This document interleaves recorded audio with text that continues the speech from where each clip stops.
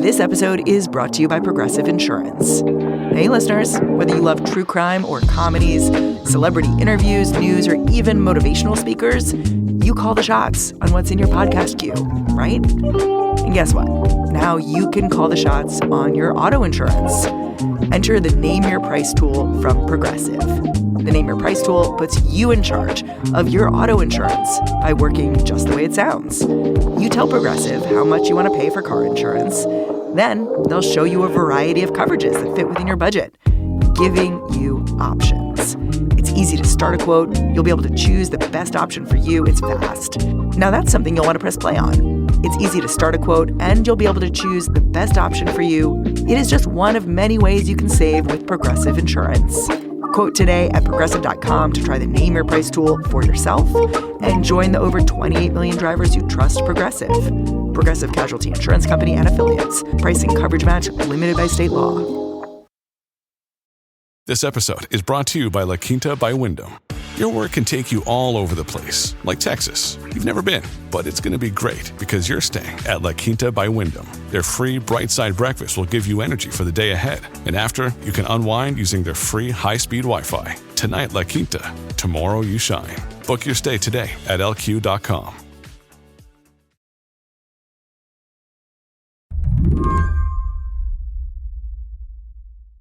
The Atlantic's Graeme Wood is living in Tel Aviv right now. And over the last couple of weeks, he says it's been impossible to ignore that some kind of attack was imminent. And that actually has affected daily life, too. I mean, even something as simple as using GPS on your phone. If you were flying into Ben Gurion Airport recently and you looked at your phone, Google Maps or whatever, it might show that you're actually flying into Beirut or into Cairo. Huh. Why? Just because it's scrambled? Yeah, it's been scrambled. So if there's some kind of drone or whatever that's using GPS that's trying to attack El Al flights into Ben Gurion and they're using GPS, they might end up going to Lebanon and attacking a Middle Eastern Airlines flight. So it's just a constant reminder that something's going to happen. Israel has been on high alert since the beginning of the month. There is an escalation of tension in the Middle East tonight, beginning in Damascus, Syria. On April 1st, Israel targeted and killed senior members of the Iranian Guard Corps in a consulate building in Syria. Essentially, what happened today is the decapitation of IRGC leadership in Syria and Lebanon. It wasn't only... Right away, Iran vowed revenge. And U.S. officials say that attack could come at any moment. U.S. has issued a travel warning for Israel because of it. And tonight, President Biden... And then, on Saturday... We begin tonight in the Middle East, where Israel is under attack. Iran launching hundreds of missiles and drones at the country, streaking westwards across the region, with explosions illuminating the night sky above Israel and the West Bank, as panicked civilians below rushing to get to safety. The strange thing about this attack, though, for Graeme, is how lucky it made him feel. The damage was minimal, despite hundreds of explosives sailing toward Israel all at once. When Graeme got the news of the incoming fire, it was bedtime. The drones were still mid-journey from hundreds of miles away. He figured, I might as well get some sleep. Let the air raid sirens wake me up in a few hours. Yeah, I thought that Iran had basically set my alarm for me.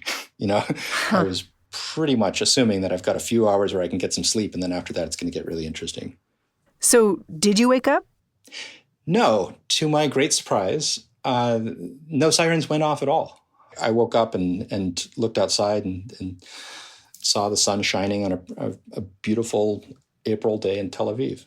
And that's, as we now know, because the attack never made it into Israeli airspace. Are things calm now?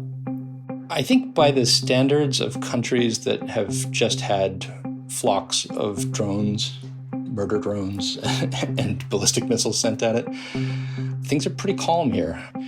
But there's also, a broader sense that there's a new dispensation that Israel is living under with Iran. And in the past, Iran has said, we're going to keep a kind of respectful distance. And apparently that's no longer the case. Today on the show, after this weekend's attack, the question is, what will Israel do now?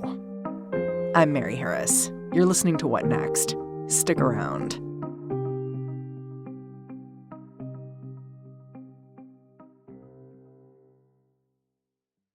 This episode is brought to you by Discover. When it comes to your finances, Discover wants you to know they are the credit card that is always there for you. With 24/7 U.S.-based live customer service, everyone has the option to talk to a real person anytime, day or night.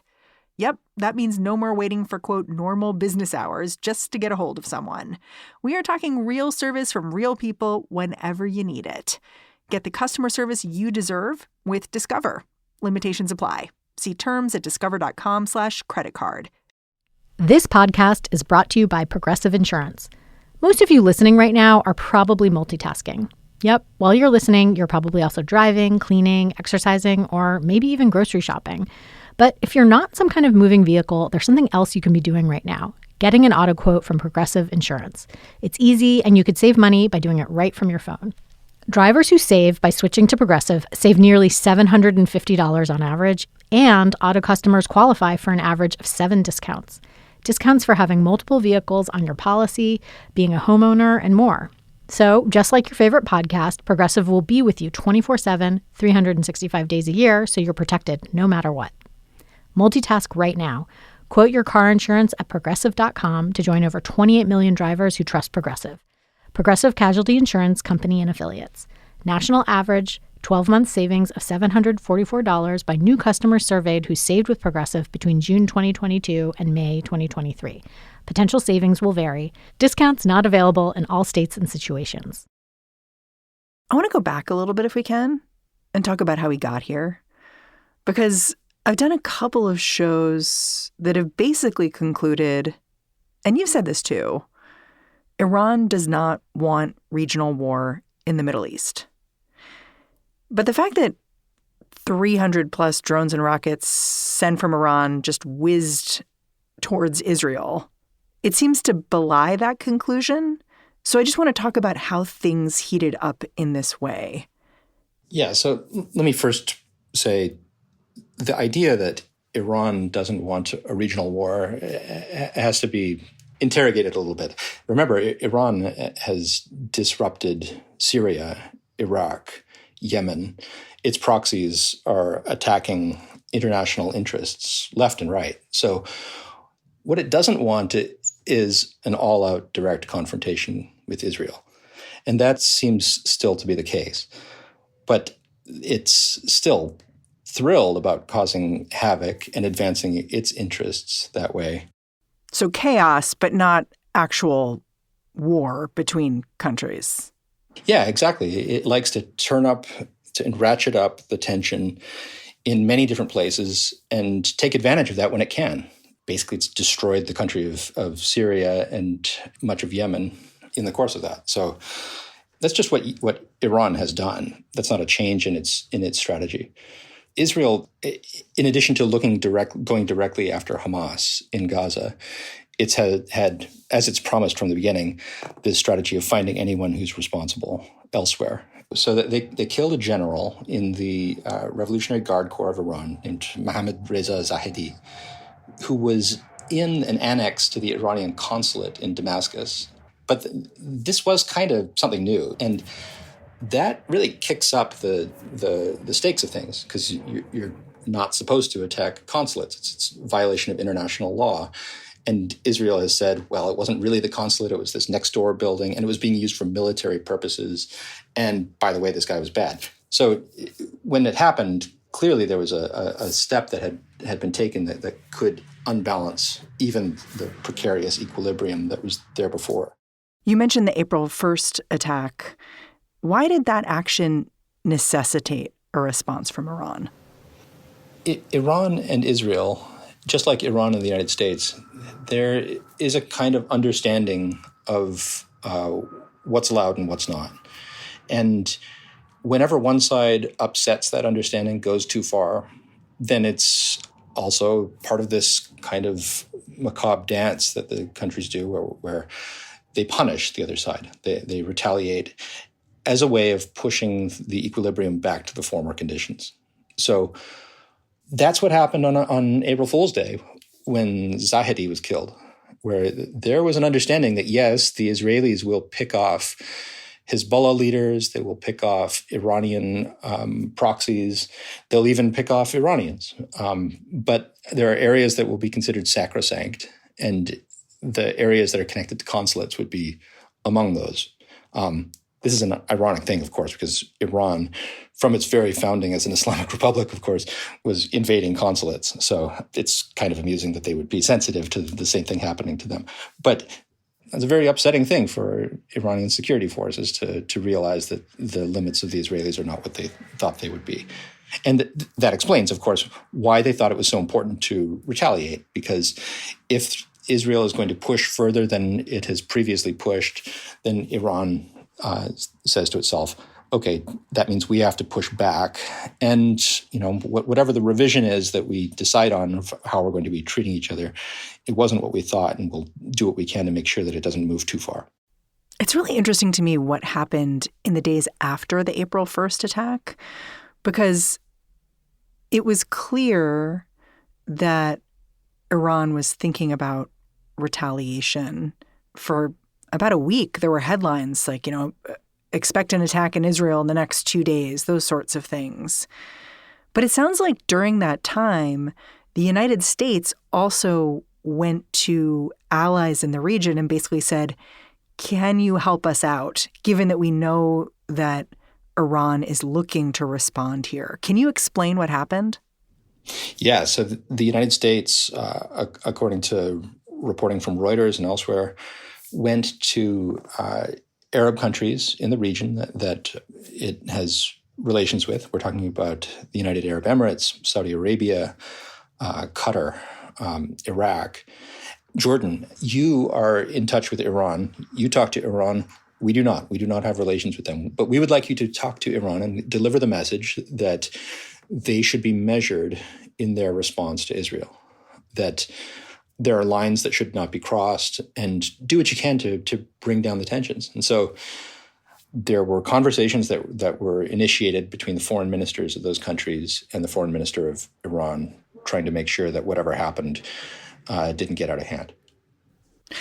And then once it became clear that something was going to happen, how did these countries allow Israel and the United States, acting on behalf of Israel, to essentially protect Israeli people? Yeah, I think the most incredible thing that we saw after the Iranian counterattack was this extraordinary shield that was essentially put up between Iran and Israel by Arab countries whose security alliance is still really fresh. And, for me, as someone who's been reporting in this region for more than 20 years, kind of vertigo-inducing to observe. I mean, what we're talking about here is the United Arab Emirates and Saudi Arabia and Jordan jointly helping Israel defend itself against an attack. This seems new to me, really new. It really is. Yeah. I mean, Jordan, of course, has had relations with Israel for several decades. So that's not so new. Saudi Arabia does not have relations with Israel, but does have a kind of security shared interest and definitely a security relationship. These countries opened their airspace to Israel and others, and in some cases, probably with their own militaries, plucked out of the air the weapons that were headed toward Israel and saved Israel from suffering serious damage. If 20 years ago you had said Saudi Arabia saved Israel from serious damage, it would have been understood to be you're having some kind of aneurysm. There was some malfunction in your understanding of how the world was working. But that's how it worked. Overwhelmingly, the 300-plus projectiles that were being sent toward Israel were destroyed before they even arrived, before they even came within Israel's borders, before we could find out what their intent was. There's some question, of course, like, were the Iranians just lobbing softballs at Israel? Yeah, I was going to ask about that. Like, did the Iranians intend to have what they were sending not reach the destination? Yeah, and I think that's a possibility. Iran has not been trying to get into an all-out war with Israel. If Israel sent 300 ballistic missiles toward Iran, significantly more than 0 of them would land. So they're not trying to get into a exact whatever you do to me, I'll try to do to you type of exchange. So it's quite possible that what they wanted to do was do something serious, do something that showed that they meant business and that they were escalating things to match the escalation they perceived from Israel. But they didn't want it to get so bad that it would mean that Iran would be inundated by Israeli missiles. And it's hard not to read that as Israel basically winning the exchange. And not only that, but winning the exchange at a time when it's had very few wins. It was able to look at its technological supremacy, its capability of having a solid air defense and say, yes, checks out. But also Israel was able to test exactly what they could get out of their allies, out of Jordan, out of Saudi Arabia, out of the Emirates. And yes, all of these countries seem to have been quite helpful, exactly as the alliances were supposed to function. So I think the straightforward analysis of what happened is that Israel kicked things up a notch, and then Iran half-heartedly matched, and then backed down. Given all that, do you think the Israeli government is interested in standing down? The Prime Minister of Israel, Benjamin Netanyahu, who's been embattled, is much hated by the Israeli left and center. So far, his response has been to agree that the Iranian aggression is bad, but not do anything. But let's not be coy about it. Netanyahu and his allies in his very right-wing government are seriously considering whether this might be something that despite the desires of the Iranians, or maybe because of the desires of the Iranians not to be attacked, that something that should be escalated to keep what's happened from being something that is unanswered. We'll be right back after a break.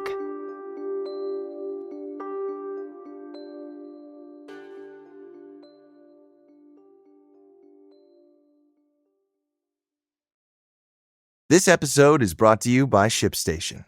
If you run an e-commerce business, you know how much work it takes to produce something great while dealing with complicated shipping issues. That's why over 130,000 companies have turned to ShipStation, an innovative tool that allows you to focus less on shipping and more on building your brand. With ShipStation, you can manage orders, label printing, reporting, and customer service on one easy-to-use dashboard. You'll reduce warehouse costs with reliable enterprise solutions and save thousands on shipping costs with discounts up to 89% off. Plus, you can effortlessly import orders from everywhere you sell online. So, turn your shipping challenges into opportunities for growth. Go to ShipStation.com and use code POD to sign up for your free 60-day trial. That's ShipStation.com, code POD. This episode is brought to you by Shopify. Whether you're selling a little or a lot, Shopify helps you do your thing, however you cha-ching. From the launch your online shop stage, all the way to the we just hit 1 million orders stage. No matter what stage you're in, Shopify's there to help you grow. Sign up for a $1 per month trial period at shopify.com/special offer, all lowercase. That's shopify.com/special offer. You've written about an interesting part of this Iranian attack that I hadn't considered. The fact that because the attack was so measured on Iran's part, or seems to have been, since it was so clear that Iran didn't want to widen the war, it seems, it's weakened Hamas's hand in Gaza. And I'm curious if you can dig into this with me, because I think it requires some explanation, but I think it's really important. The Gaza complication is not a simple matter. But one of the hopes that Hamas seems to have had, especially in the early days of the aftermath of October 7th, was that its attack would rally its allies, Hamas's allies, to this flag, the Let's Fight Israel flag. They basically come on in, the water's warm. Exactly, yeah. We have, at great cost to ourselves, attacked Israel in a shocking way and shown their weakness. So if you you other countries you other entities like Hezbollah that are much more powerful than we are, if we're willing to do this, you should too. Now, that, first of all, hasn't happened. This was as close as it has come to happening. That is a much, much larger entity, much more powerful entity, Iran, has demonstrated that this is as much as it's willing to do. If you're waiting for Iran to enter the fight, well, you just saw one version of that happen, and it didn't make a darn bit of difference. So from that perspective, Hamas has one fewer card to play. You also raised the point that what happened over the weekend basically shows that there are Arab countries who are willing to protect Israel. And those Arab countries, they want to see Gazans in their homes, and they don't really like Hamas. We're talking about this coalition of people who protected Israel from the bombs, Jordan, Saudi Arabia, UAE. And I think that's interesting, too. It is. And one of the possibilities for an aftermath to the Gaza war has always been, maybe you can get Saudi Arabia to pay for some kind of reconstruction. Maybe you can get Emiratis to go in and help create some system of governance that succeeds the administration of Hamas. There's been some talk of maybe they can be persuaded or induced to do that kind of thing. And Netanyahu and his government have effectively blocked all discussion of these things.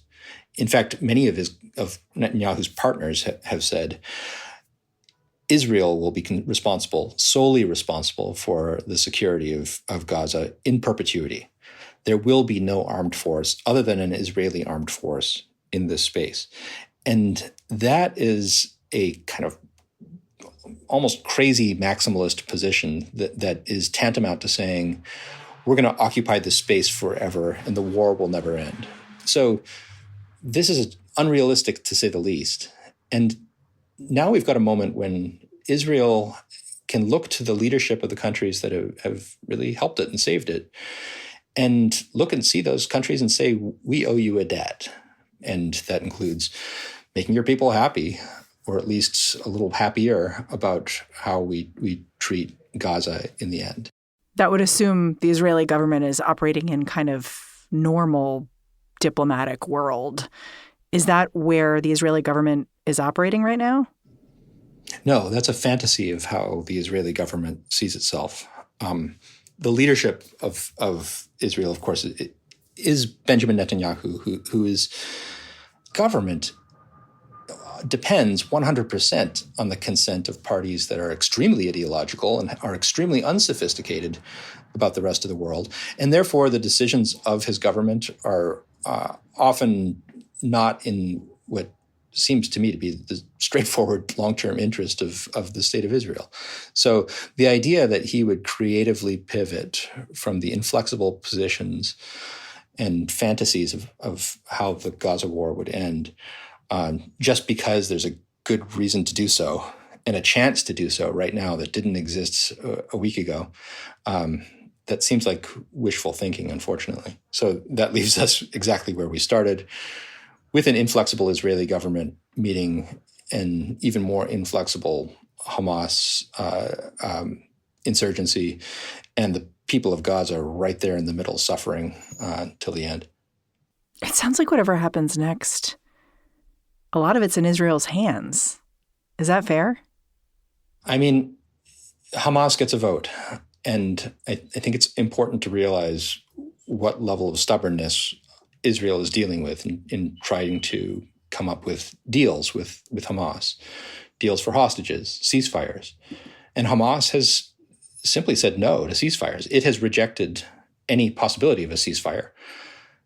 It has rejected the very notion that taking civilian hostages is anathema and has to stop. So it's not an easy entity to deal with. But it's true. You know, Israel is a more powerful entity.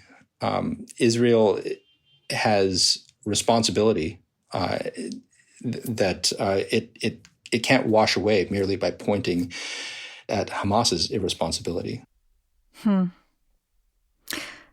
sound pessimistic about where things are headed in Israel. Is that accurate? Yeah, so I'm not Israeli, but I think I may have absorbed some of the pessimism of Israelis I've spoken to. So if I sound pessimistic, it's because a lot of Israelis are pessimistic at complaining about this government, watching it blunder into a humanitarian catastrophe in Gaza.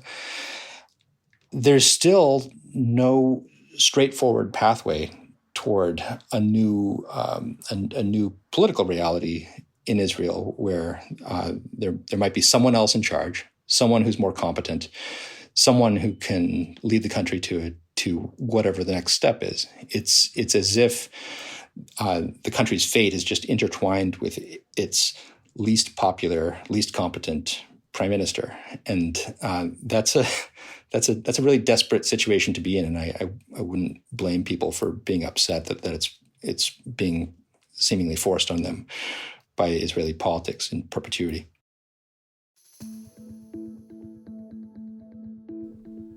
Graeme, I'm really grateful for your time and for your reporting. Thank you for coming on the show. It's been a pleasure. Thank you. Graeme Wood is a staff writer over at The Atlantic. And that's our show. If you're a fan of What Next, the best way to support our work is to join Slate Plus. It's our membership program. Go on over to slate.com/whatnextplus to sign up. What Next is produced by Paige Osborne, Elena Schwartz, Rob Gunther, Anna Phillips, and Madeline Ducharme. We are led by Alicia Montgomery with a little boost from Susan Matthews. Ben Richmond is the Senior Director of Podcast Operations here at Slate. And I'm Mary Harris. Thanks for listening. Talk to you soon. When we made our McDonald's Spicy Chicken McNuggets, you were praise hands emoji. Then we ran out, and you were streaming tears emoji. Now they're back, so you can be grinning face with sweat emoji. Order ahead on the McDonald's app. And get Money Mouth Face emoji with 2 orders of crispy, irresistible 10-piece McNuggets, spicy or classic, for just $6. Limited time only. Prices and participation may vary. Cannot be combined with any other offer. Single item at regular price. Ba-da-ba-ba-ba.